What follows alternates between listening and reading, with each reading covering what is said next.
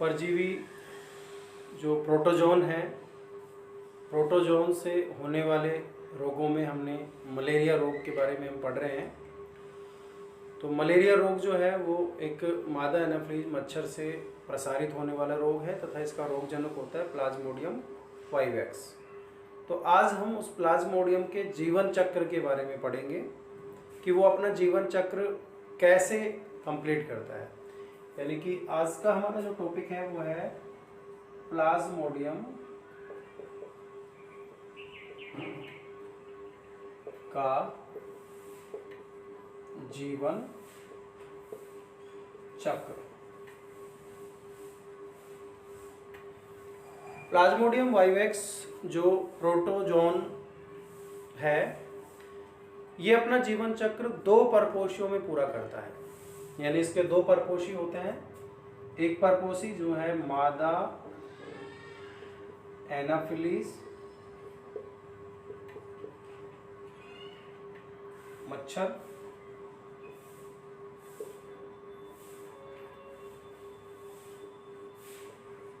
इसका दूसरा परपोषी है मनुष्य। यानी 2 परपोषियों में ये अपना जीवन चक्र पूरा करता है। पहला मादा एनाफिलीज मच्छर और दूसरा परपोषी इसका है मनुष्य। ठीक है, ये जो मादा एनाफिलीज में जो चक्र पूरा करता है ये इसमें लैंगिक चक्र पूरा करता है।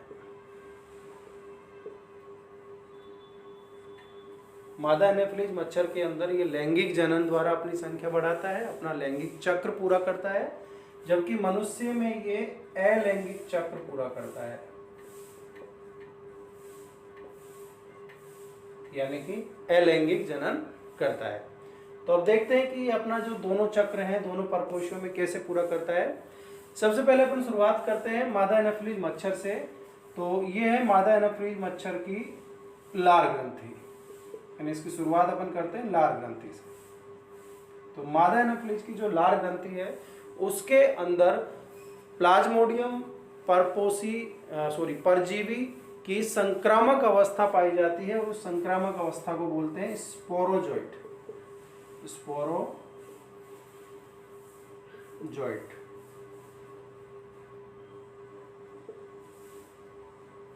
तो स्पोरोजोइट जो एक संक्रामक अवस्था है वो किस में पाई जाती है?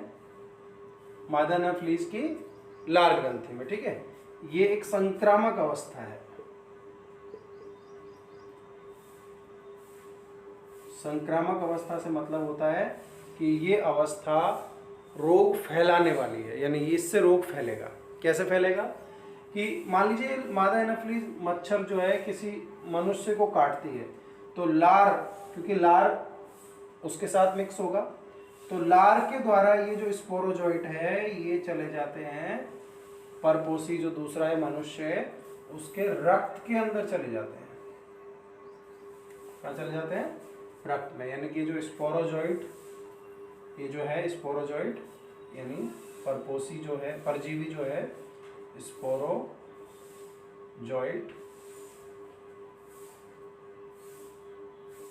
जो है ये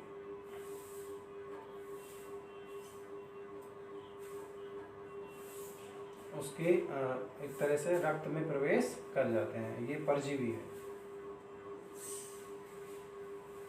ठीक है, इसको ऐसे दिखा देते हैं। परजीवी तो आ गए रक्त पे आ गए। अब रक्त में आने के बाद सबसे पहले ये परजीवी जो है ये जाते हैं यकृत के अंदर। कहाँ जाते हैं? यकृत में। यानी लीवर में प्रवेश करते हैं परजीवी। परजीवी कहाँ चले गए? लीवर में।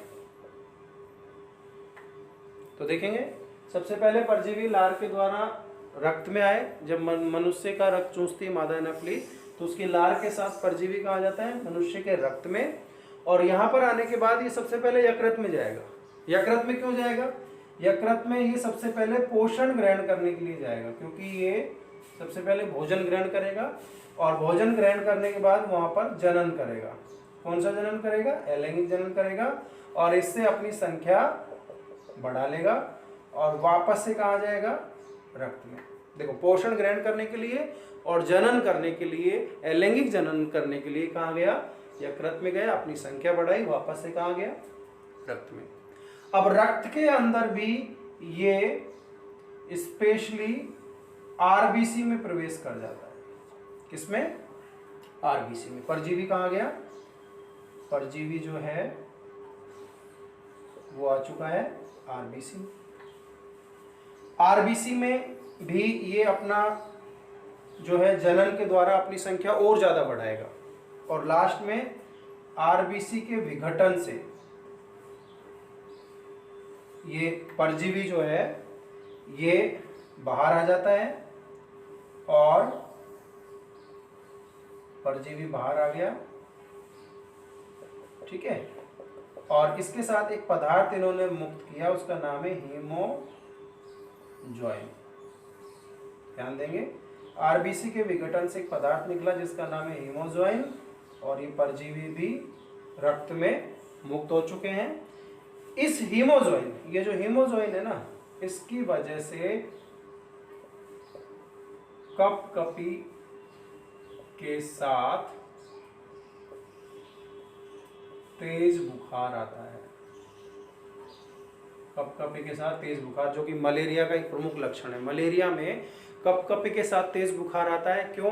क्योंकि आरबीसी के विघटन से एक हीमोजॉइन नामक पदार्थ मुक्त हुआ।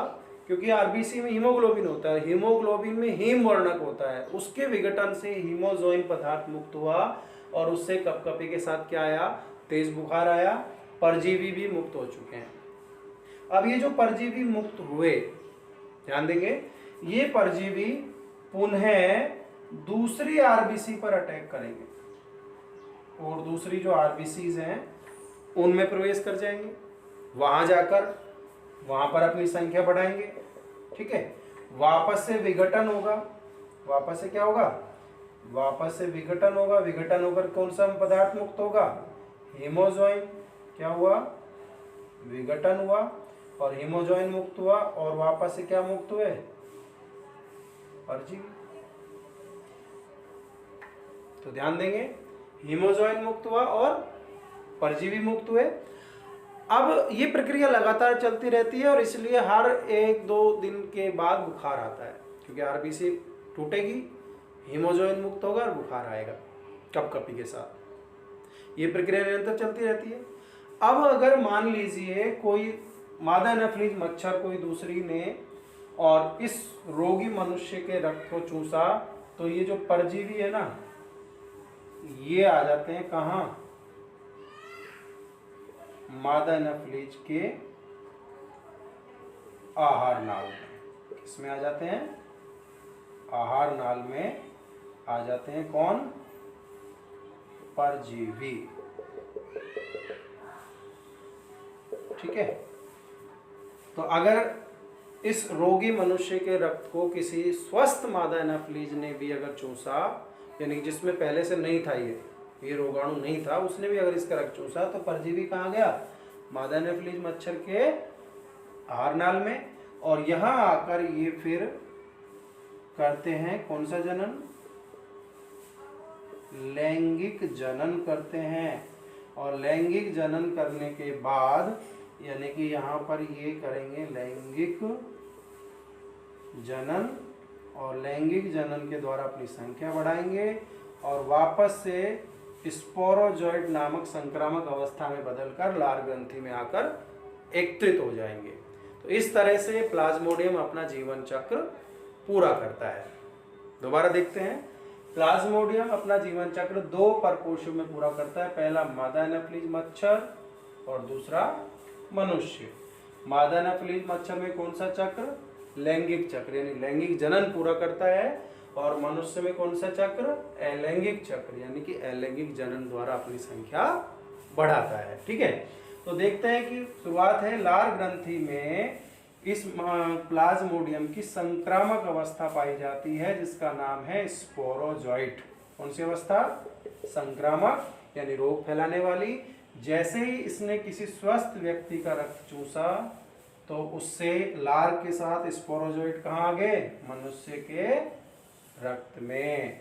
स्पोरोजॉइट परजीवी मनुष्य के रक्त में आ चुके हैं। अब ये सीधे रक्त से जाएंगे यकृत में, परजीवी पोषण ग्रहण करने के लिए और अलैंगिक जनन करके अपनी संख्या बढ़ाने के लिए वापस से कहाँ आएंगे, रक्त में आ जाएंगे, क्योंकि उन्होंने अपना काम कर लिया, पोषण ग्रहण करा, कुछ संख्या बढ़ा ली, वापस से कहाँ गए, वापस से रक्त में आ गए। ठीक है, अब रक्त में इनका जो टारगेट होता है वो होता है आरबीसी, लाल रुधिर कणिकाएं, उसमें परजीवी आ गए, उसमें हीमोग्लोबिन यानी हीमोग्लोबिन जो हीम वर्णक से बना है उसका विघटन किया, विघटन करने से हीमोजॉइन नामक पदार्थ और परजीवी मुक्त हो गए रक्त में। पुनः कहाँ मुक्त हो गए, रक्त में मुक्त हो गए। हीमोजॉइन की वजह से कपकपी के साथ बुखार आता है और ये मलेरिया का लक्षण है। अब ये जो परजीवी मुक्त हुए ये पुनः दूसरी आरबीसी में प्रवेश करेंगे, वहां पर वही विघटन करेंगे, हीमोजॉइन मुक्त करेंगे और परजीवी मुक्त करेंगे। हीमोजॉइन के बाद फिर एक दिन के अंतराल के बाद क्या आएगा, कपकपी के साथ तेज बुखार आएगा।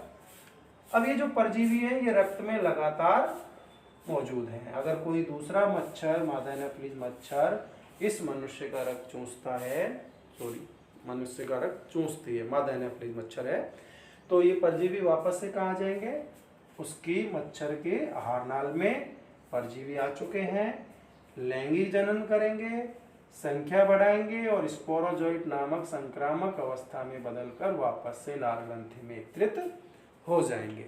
तो ये था प्लाज्मोडियम वाइवेक्स के जीवन चक्र जो है उसकी दोनों घटनाएं, लैंगिक चक्र और अलैंगिक चक्र। तो ये आपको अच्छी तरह समझ में आ गया होगा, इसको अच्छी तरह से सरल तरीके से समझाया गया है, इसको अपनी नोटबुक में उतार लें, घर पे सुरक्षित रहते हुए जब तक स्कूल ओपन नहीं होते तब तक अपनी पढ़ाई को ऑनलाइन जारी रखें। Stay home, be safe.